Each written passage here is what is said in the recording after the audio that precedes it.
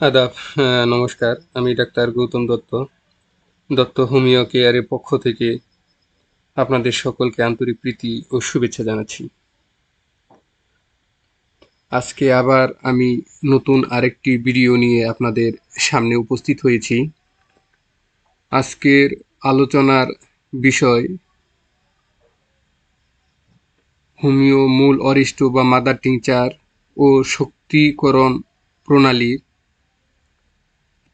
Class 2 বা process 2। গত ভিডিওর মাধ্যমে আমি মাদার টিংচার বা পটেন্সি প্রস্তুতের প্রথম প্রক্রিয়া আলোচনা করেছি। আজকের আলোচনাটিও আমার জুনিয়র হোমিওপ্রেমী ডাক্তার ভাই ও বোন যারা আছেন তাদের উদ্দেশ্যেই ভিডিওটা করা। তো একজন হোমিও ডাক্তার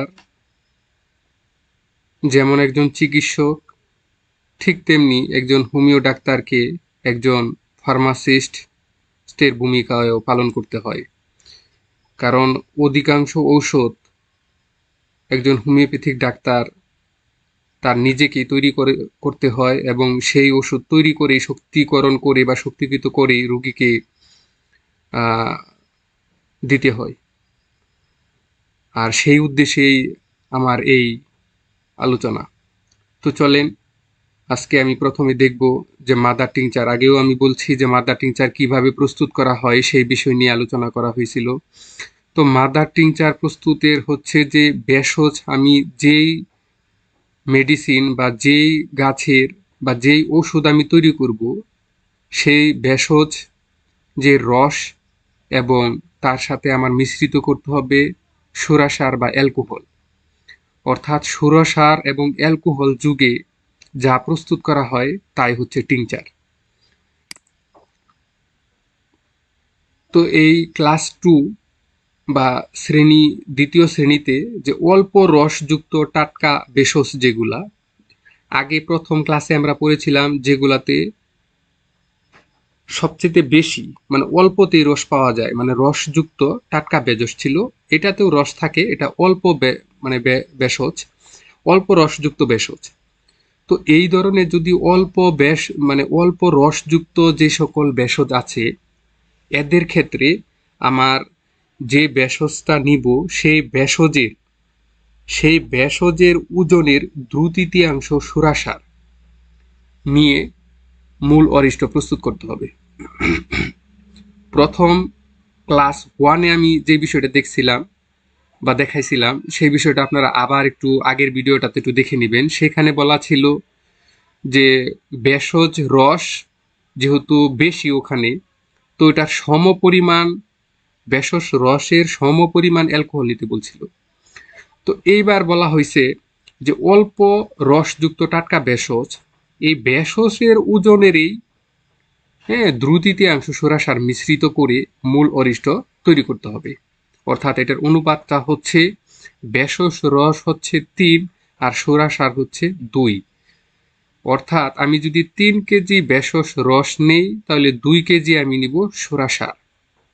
তো এই ক্ষেত্রে ঔষধের শক্তি যেটা হবে পাওয়ার ক্ষেত্রে, এই ধরনের আমি যে মেডিসিনের শক্তিটা পাবো সেটা হচ্ছে কত 1/2 মানে হাফ। তো এই প্রক্রিয়ার মাধ্যমে যে সকল মেডিসিন বা ভেষজগুলাকে মাদার টিংচার তৈরি করা হয় তার মধ্যে আছে ইউফ্রেশিয়া, থোজা ইত্যাদি। তো এখানে আমি একটা থোজা গাছের বিষয়টা দেখানোর চেষ্টা করেছি। তো চলেন পরবর্তীতে এই প্রক্রিয়াটা আমরা আমাদের কিভাবে সম্পূর্ণ করব বা কিভাবে সম্পূর্ণ করতে হয় সেই প্রণালীটা দেখি। তো প্রক্রিয়া বা প্রসেস 2, এখানে প্রথমে আমরা যে কাজটা করতে হবে টাটকা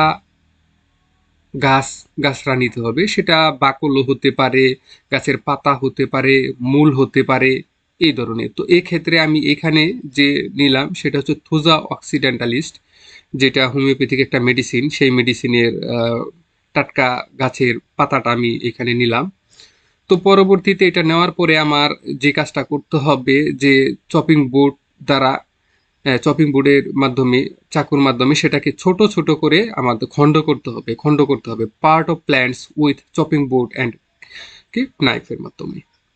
পরবর্তীতে আমার যে খণ্ডকৃত যে ভেষজ যেগুলো আছে বা প্ল্যান্ট যেগুলো আছে সেইগুলাকে আমার ওজন দিতে হবে, এবং সেইটার যে ওজন হয় সেইটার ওজনের 2/3 আমার সোরাসান দিতে হবে অথবা অ্যালকোহল নিতে হবে।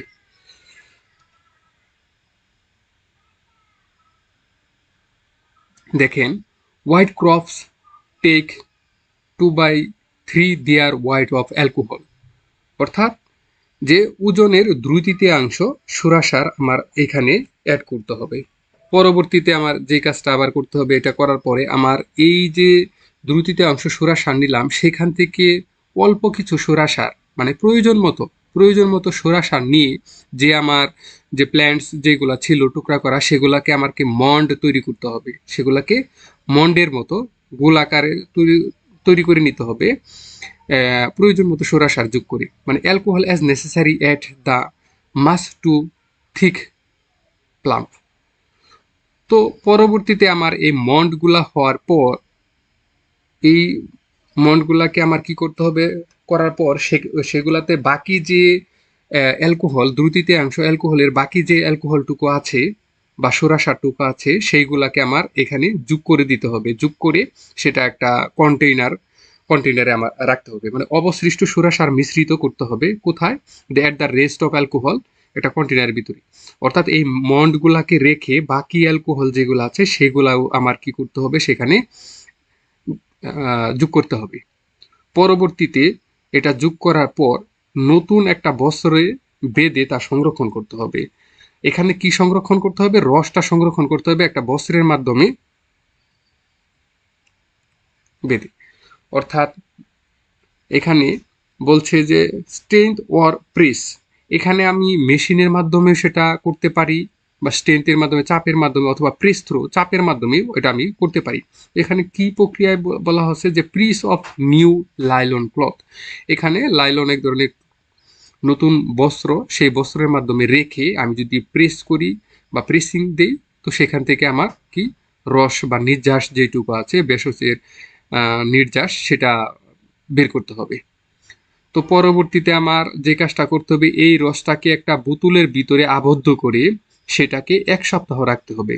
কতটুকু, 1 সপ্তাহ আমার এখানে আবদ্ধ করে রাখতে হবে। কোথায়, একটা অন্ধকার এবং ঠান্ডা বা শীতল একটা ঘরের ভিতরে এটা রাখতে হবে। আমার বোতলটাকে এইভাবে আবদ্ধ করে 1 সপ্তাহ রাখতে পারে। মিক্সচার স্টোপার্ড ফর এ উইক, 1 সপ্তাহ রাখতে হবে একটা ড্রাগ রুম, হ্যাঁ, কোল্ড অ্যান্ড ড্রাগ একটা রুমের ভিতরে আবদ্ধ করে আমার 7 দিন রাখতে হবে। 7 দিন পর সেটাকে আবার খুলতে হবে, খুলে এটাকে আবার ছেঁকে নিতে হবে, ছেঁকে একটা বোতলে সংরক্ষণ করতে হবে এবং সেই বোতলে তখন টিংচার অথবা কিউ লেবেল লাগিয়ে রাখতে হবে। তো মিশ্রণটিকে ছেঁকে এখানে বোতলে কিউ লেবেল লাগাতে হবে, স্ট্রেংথ ফিল্টার অ্যান্ড কি লেবেল কিউ।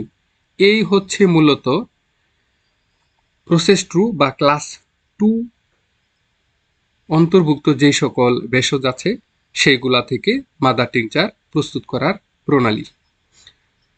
তো এই মাদার টিংচার থেকে পরবর্তীতে ওষুধগুলাকে কিভাবে শক্তিকরণ করা হয় সেই বিষয়টা আসলে লিকুইডেও করা হয়, টাইটুরেশন যেটা আছে ডাইলুশনও করা হয় এবং টাইটুরেশনও করা হয়।